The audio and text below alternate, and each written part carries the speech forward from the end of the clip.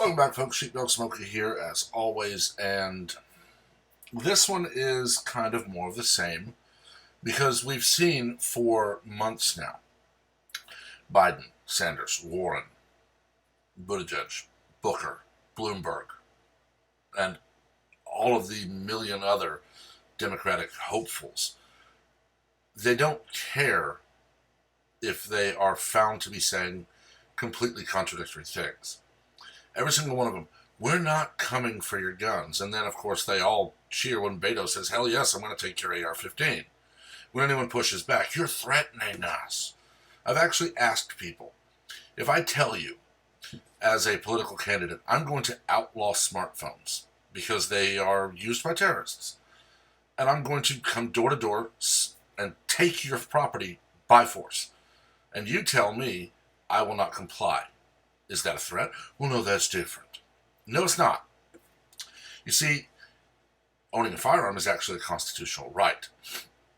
I could make the argument that a smartphone can be covered under the First Amendment, so we'll go with that without going down that rabbit hole. They're no different. You have a right to speech, you have a right to keep and bear arms. For a political candidate to say they're going to come door to door by force and strip you of that right in any way, shape, form, or fashion is wrong. Before we get started, as always though, remember to subscribe, turn on notifications so that you're kept abreast of all new content as it posts.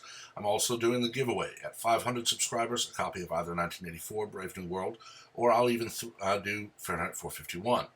At 1,000, you get 2 books, 84, Brave New World, Fahrenheit 451. You get 2 of those. And I'm now adding at 1,500, all 3 books. I'm doing it because these books need to be read, and I would hope when you're done with them, you would pass them on. But let's go on and get back into this. Oh, he just clarified it. Wait. Take the AR. Don't tell me there's a lot of guys want it, man. I'm not worried. Give me a break. Here's the deal.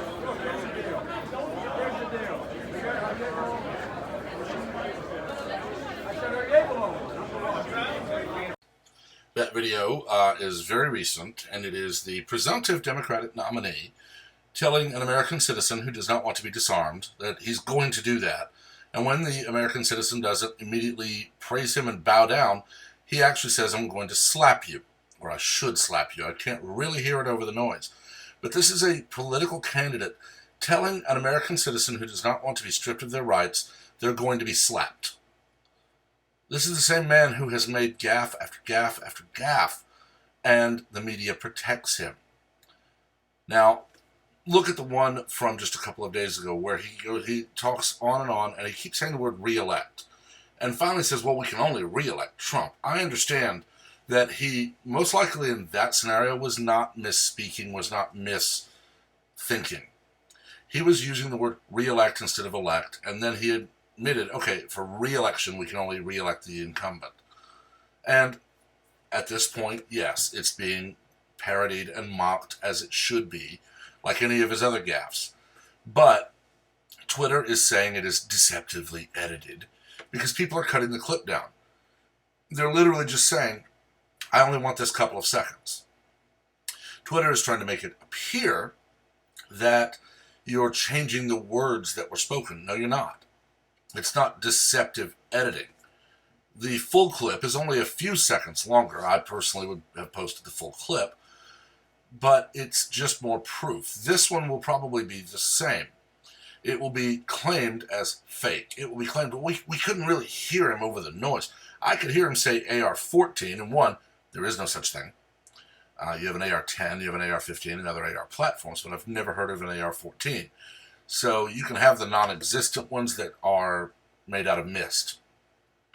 But then when he says, I ought to slap you, or I should slap you, or I'm going to slap you, all of those are the same thing. I'm going to assault you. I'm going to strike you. Imagine for just a moment if Donald Trump had said anything akin to this, that he was going to take something away from the American public. And then when someone pushed back, he said, I ought to smack you. That would be all over MSLSD, ABC, NBC, the Clinton News Network, all of them. and they would be screaming for him to be impeached for threatening an American citizen. Yet, Joe Biden gets passed because he's Joe Biden. For crying out loud, his son, who is under investigation by Ukraine, finally, who the Republicans in the Senate are looking into, finally, who has been subpoenaed to court over child support, he's claiming, I can't come because of coronavirus. And his lawyers are actually trying to say, let's postpone this until after the election.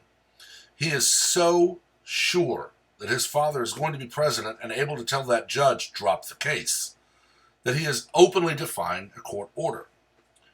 Imagine if this was anyone remotely, not even close relation, just remotely related to a Republican official or candidate. They would be dragged in manacles and an orange jumpsuit, held in contempt and jailed. But because it's Hunter Biden, who does all the drugs he wants, has all the illegitimate children he wants, and gets all the money he wants however he wants it, we're to ignore it. And this is a lot of the reason I have this channel now. Like I said, I'm trying not to pull up news stories and do what a lot of people do. I'm having conversations. I'm treating this more as my sounding board. But we do have the videos that come out where things like this are just, it's just insane. It is. And it all needs to stop. It's rather obvious there's something going on with Joe Biden. The elevator doesn't go all the way to the top. And there are a lot of people saying dementia. And I will admit, it looks a lot like that to me. And what people are not saying, because they're focusing on the comical gaffes where I'm running for U.S. Senator, I'll appoint the first black woman to U.S. Senate, or weird crap like that. Dementia can include aggression and violence because people will get angry either at others for not understanding their blather, or angry at themselves for not being able to articulate what they want, or both, back and forth, with no ability to predict it. Joe Biden should be hospitalized and cared for because he's going to only get worse. But that, I think, is the ultimate plan. You're going to see a Biden-Clinton, or Biden-Abrams, or Biden-Buttigieg, or Biden-Bloomberg, or Biden-Harris, Biden-Warren, any of them. You're going to see one of the other presumptive Democrats, not Bernie, as the VP for Biden this year. And the plan will be Biden will give speeches, and we will be very careful about how we let him give speeches, but he won't be running things. And ultimately, his health is failing. So if something happens, they have someone to just step in and pull an LBJ. If not, they still have someone ultimately serving as president while not elected president, who can then go on to tout all the stuff they did behind the scenes and say, well, I've worked with Joe Biden for 4 years or 8 years. I need to continue. And they'll work to rebuild their dynasty. And this should scare the living daylights out of you. I know it scares the hell out of me, because this is how tyranny begins. When you look at recent human history, I'm not talking where you go back to Stalin, where it literally was seize power. That's what Maduro did. Pol Pot, same. Chairman Mao, similar, very much, but in a different way. But you look at Adolf Hitler. The man rose to power legitimately through the government, named Chancellor. Began with seemingly good things. He banned smoking. He banned guns and banned a lot of things that people didn't like at first. But then it became very obvious, especially after September 1939 with the invasion of Poland, that this man was out to subjugate the planet. My great uncles and grandfather fought in the army in World War II to stop him. One of them, a paratrooper during the D-Day invasion, fell on 8 June 1944. Another great uncle stormed the beaches of Normandy, having already survived North Africa, bullet in each leg, one from Africa, one from France. My grandfather was a military policeman. Another great uncle was in the Navy during that time, stayed in for a little while. Other relatives have served since. My father and second cousin in the army during Vietnam. Other relatives since then. And still, to this day, I have friends and family, I believe, that are still in, but I know I have several friends. I'm going to have to check with that cousin.